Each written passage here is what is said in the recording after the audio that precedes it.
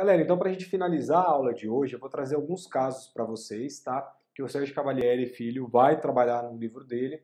E o nosso primeiro caso diz respeito à queda de um muro em que havia um litisconsórcio passivo de vários réus, tá?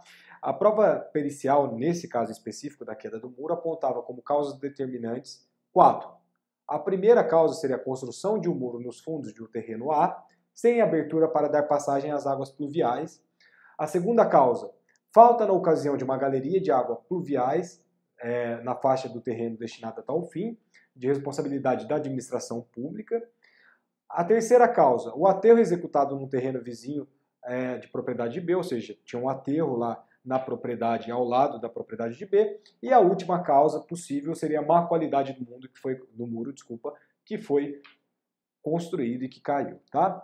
Então, o que aconteceu? Quais dessas condições, na opinião dos doutores e das doutoras, foi a causa adequada ou determinante para o evento danoso?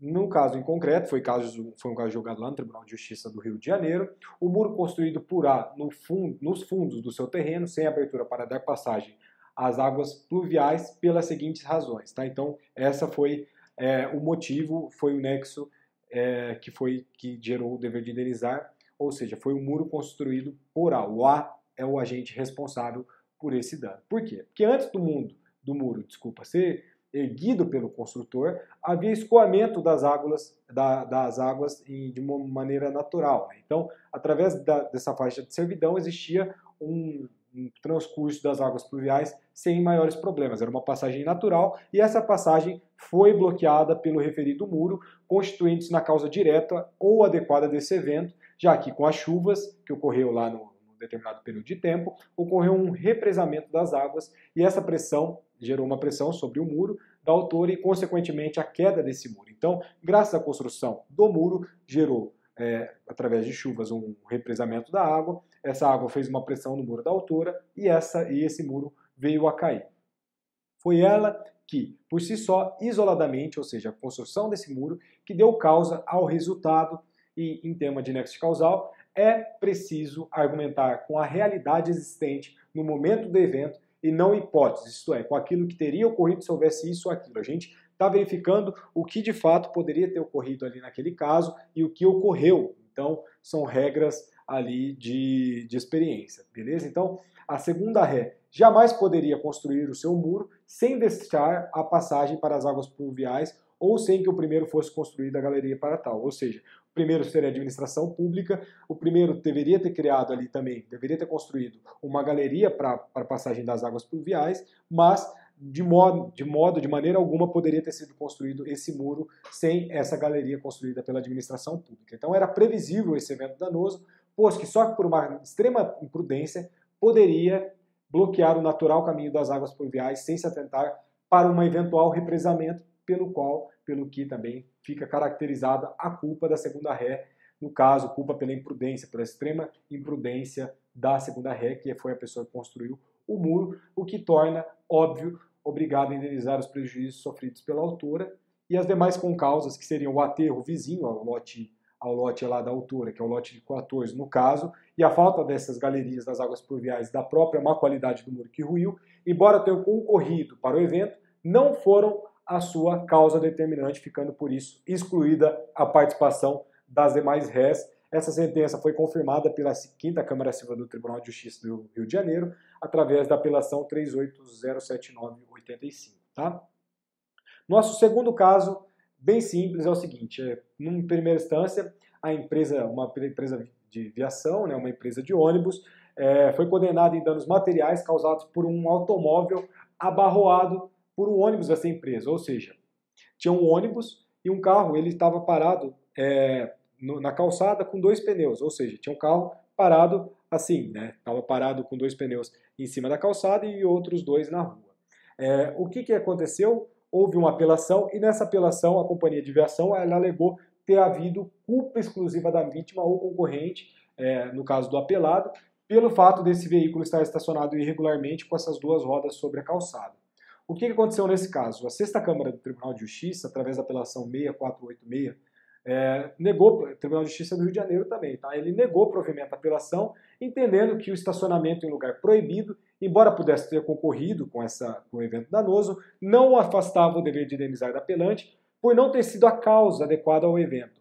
Aqui é interessante, é uma forma clara de a gente ilustrar o que eu estou falando de regra de experiência. Por quê? Porque se fosse a causa determinante, todos os carros que passaram lá no mesmo dia, naquele local, teriam batido no carro que estava estacionado. E como todos os outros carros não bateram, foi só o ônibus, fica claro que houve aí o nexo causal com o ônibus e não pode ser caracterizado o afastamento, enfim, desse nexo de causalidade por causa disso, tá? O nosso terceiro caso, que é um caso um pouquinho maior, é o caso mais interessante aqui para hoje, é o seguinte: traz o nosso Mineral Star, que era um navio, tá, que carregava 45 mil toneladas de carvão mineral de procedência dos Estados Unidos. O que acontece? Lá no meio do Mar do Caribe, esse Mineral Star sofreu uma tempestade gigantesca, sofreu várias avarias em decorrência desta tempestade.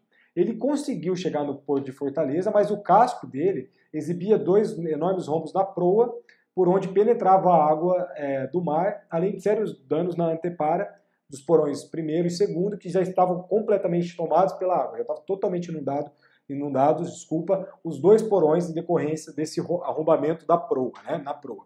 Então, como não tinha mais condições de navegação por si próprio, foi retirada a classificação do navio e foi rebocado até a proa do porto de Vitória, no Espírito Santo. Ou seja, ele foi de Fortaleza e foi rebocado até Vitória, no Espírito Santo, onde parte da carga de lá foi transferida para outro cargueiro, e de lá ainda esse navio, o Mineral Star, foi rebocado para o Rio de Janeiro, e ao chegar no Rio de Janeiro, as autoridades portuárias elas não permitiram a imediata atracação por falta de documentação técnica idônea, comprovando a segurança do navio, o plano de descarga, como ainda a cobertura securitária de eventuais danos que, caso o eventual insucesso dessa transferência, desse atracamento, poderia causar sem que o porto pudesse colocar a operação em risco, tá? A própria segurança do porto. Isso é um procedimento perfeito. No caso aí das autoridades portuárias, precisa de uma bateria de documentação, questões securitárias, enfim. Então foi impedido.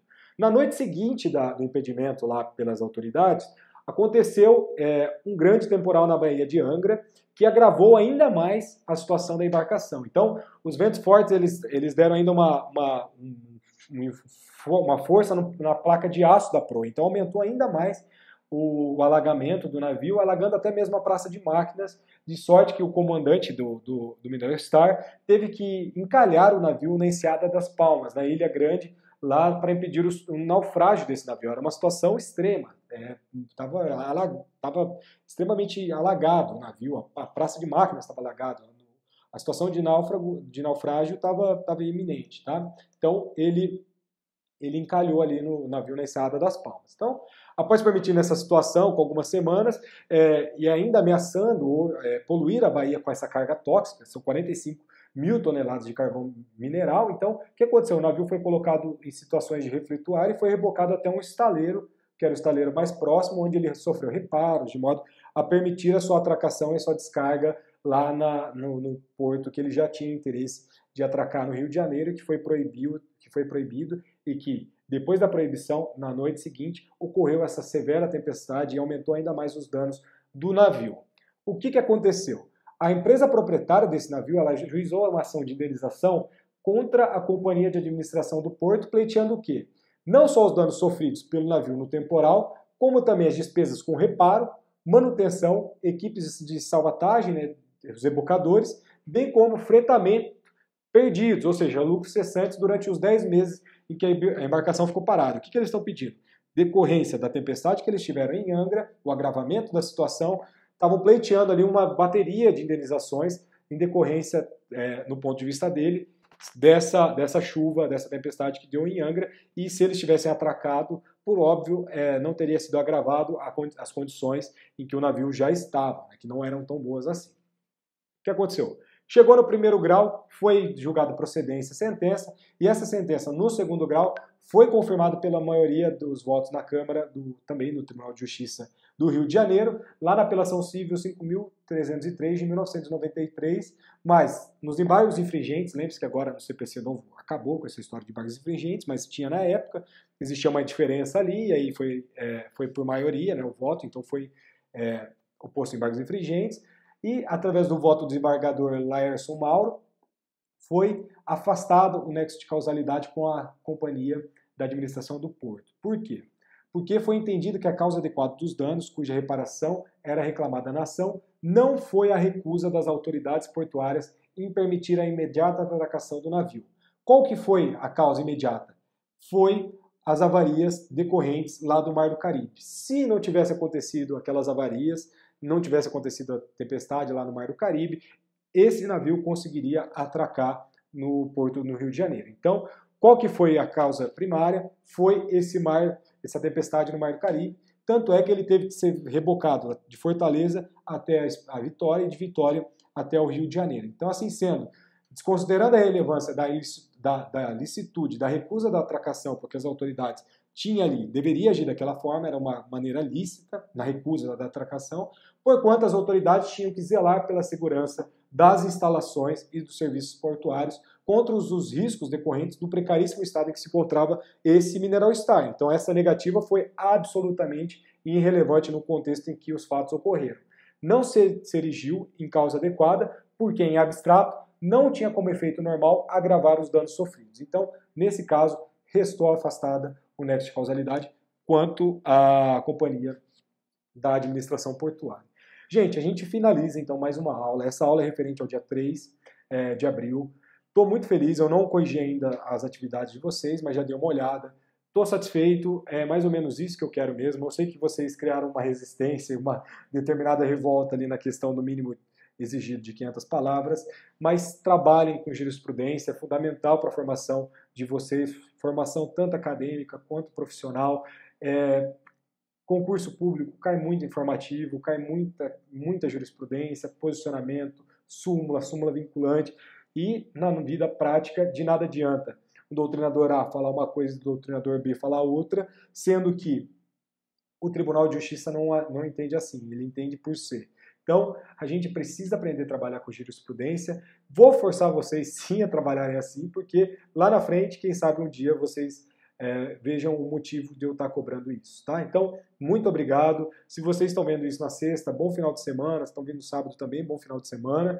E aí a gente vai trocando uma ideia. Quinta-feira que vem, quero fazer uma videoconferência com os doutores e com as doutoras. Vamos tentar fazer às 9 horas para a gente corrigir os nossos exercícios e, se tiverem eventuais dúvidas, resolvê-las também lá, tá? Então, muito obrigado e até a próxima. Valeu!